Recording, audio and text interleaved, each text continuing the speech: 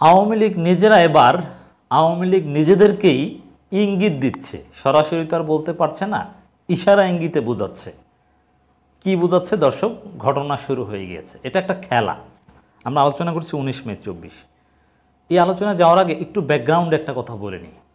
আমি কথাটা আরও একাধিকবার বলেছি। এই যে বিএনপি জামাতের উপর আওয়ামী লীগ যে দমন পীড়ন করেছে, যে অত্যাচার নির্যাতন করেছে, কত বিএনপি জামাতের নিরীহ নেতাকর্মীদেরকে বিভিন্নভাবে হত্যা করেছে। কাউকে হেফাজতে হত্যা করা হয়েছে, কাউকে পিটিয়ে হত্যা করা হয়েছে, কুপিয়ে বিভিন্নভাবে এই কাজগুলো আওয়ামী লীগ করেছে গুলি দিয়ে।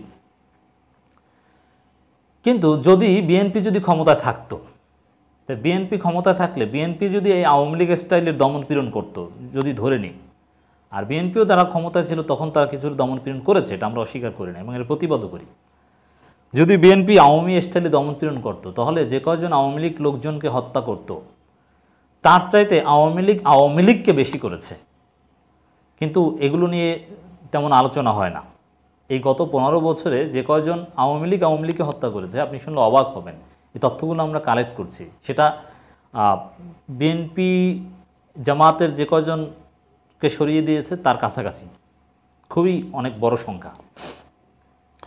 আওয়ামী লীগ নিজেরাই এখন তারা বলতে শুরু করেছে যে এদেশের যে সমস্যা, এই সমস্যার মূলে তারা নিজেরাই, তাদের নিজেদেরকে সোজা করতে পারলেই ঠিক হয়ে যাবে। সরাসরি তার বলতে পারছে না, ইশারা ইঙ্গিতে। আমরা আগে থেকে এটা বলে আসছি। দেখেন একটা খবর, সাঈদ খোকন এমপির, সাবেক মেয়র, ঢাকা দক্ষিণ সিটি কর্পোরেশনের, কাঁচা বাজারে চাঁদাবাজি বন্ধ হলে দ্রব্যমূল্য কমবে। সাঈদ খোকন চমৎকার কথা বলেছেন। এই দ্রব্যমূল্য বৃদ্ধির পেছনে প্রধানমন্ত্রী সহ আওয়ামী লীগের নেতারা, বাণিজ্য প্রতিমন্ত্রী, অর্থমন্ত্রী, পররাষ্ট্রমন্ত্রী নানান উদ্ভট যুক্তি দিয়ে, এমনকি স্বরাষ্ট্রমন্ত্রী নানান উদ্ভট যুক্তি দিচ্ছিলেন যে এই দ্রব্যমূল্য বৃদ্ধি এটা কোনো সমস্যা নয়, এটা আন্তর্জাতিক সমস্যা, নানান উদ্ভট কথাবার্তা বলে আসছিল।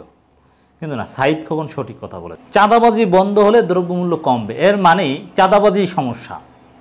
আর এই চাঁদাবাজিটা কারা করে? এটা কি কারো কোনো সন্দেহ আছে যে চাঁদাবাজি আওয়ামী লীগ, ছাত্রলীগ, যুবলীগ, স্বেচ্ছাসেবক লীগ করে, তারা বাদে অন্য কেউ করে না? বিএনপি বা অন্য কারো পক্ষে কি সম্ভব চাঁদাবাজি করা? চাঁদাবাজি তো করে ক্ষমতাকে ব্যবহার করে, চাঁদা দেন, আমার ক্ষমতা, না দিলে আপনার খবর আছে। এটা তো হ্যাঁ, বিএনপি ক্ষমতায় থাকতে ছাত্র দলের ছেলেরা করেছে, যুব দলের ছেলেরা করেছে, আমরা স্বীকার করি। কিন্তু এখন যে ছাত্রলীগ যুবলীগ করছে এটা তো সবাই জানে। এর মানে সাঈদ খোকন সরাসরি না বললেও তিনি ইঙ্গিত দিয়েছেন যে ছাত্রলীগ, যুবলীগ, স্বেচ্ছাসেবক লীগের চাঁদাবাজি বন্ধ করতে পারলে দ্রব্যমূল্য কমবে। আরও তার বক্তব্যে যে ইঙ্গিত আমরা লক্ষ্য করছি যে মেয়র তাপসের লোকজন যদি চাঁদাবাজি বন্ধ করে তাহলে দ্রব্যমূল্য কমবে ঢাকায়। কারণ ঢাকার বিভিন্ন বড় বড় কাঁচা বাজার বা বিভিন্ন জায়গায় তাপসের লোকজন চাঁদাবাজি করে।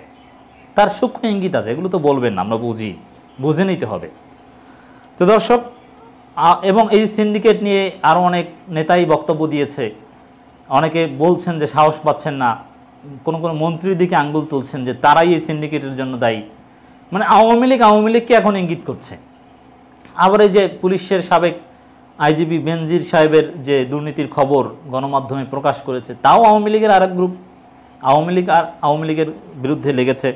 শাহজাহান খান ওবায়দুল কাদেরকে ধমক দেয়, ওবায়দুল কাদের এক ভাই আর এক ভাইকে কুলাঙ্গার বলে। মানে আওয়ামী লীগকে এখন ইঙ্গিত দিচ্ছে। এক আওয়ামী লীগ বলে যে অমুক এমপিকে এলাকায় ঢুকতে দিব না, আর এক আওয়ামী লীগকে বলে যে অমুকের জন্ম সমস্যা। মানে একেবারে যত নিকৃষ্ট গালি আছে আওয়ামী লীগকে নানান কথাবার্তা বলছে। দর্শক, আওয়ামী লীগের ধ্বংসের জন্য অন্য কাউকে দরকার হবে না, আওয়ামী লীগকে ধ্বংস করবে। আওয়ামী লীগ রাজ সাক্ষী দিয়ে আওয়ামী লীগকে বিচারে কাঠ গড়ায় দাঁড় করাবে। অলরেডি শুরু হয়েছে। এই যে এক আওয়ামী লীগ নেতা বলেছে না যে নির্বাচনের উপর, ভোটের উপর জনগণের আস্থা নেই, সারাদিনে ভোট পরে 300, সন্ধ্যা হলে হয়ে যায় 3166। আওয়ামী লীগ নেতারা ফাঁস করে দিচ্ছে। রাত 12টার পরে মেসেজ আসে যে 60% ভোট নিয়ে নাও। 2018 সালে রাতেই 60% ভোট নিয়ে নেওয়া হয়েছে। আওয়ামী লীগ নেতারাই ফাঁস করে দিয়েছে। অতএব আওয়ামী লীগকে ডুবাবে। তো সাঈদ খোকনকে ধন্যবাদ এই সঠিক কথাটা বলার জন্য, যেটা আমরা বলার চেষ্টা করে আসছিলাম এতদিন।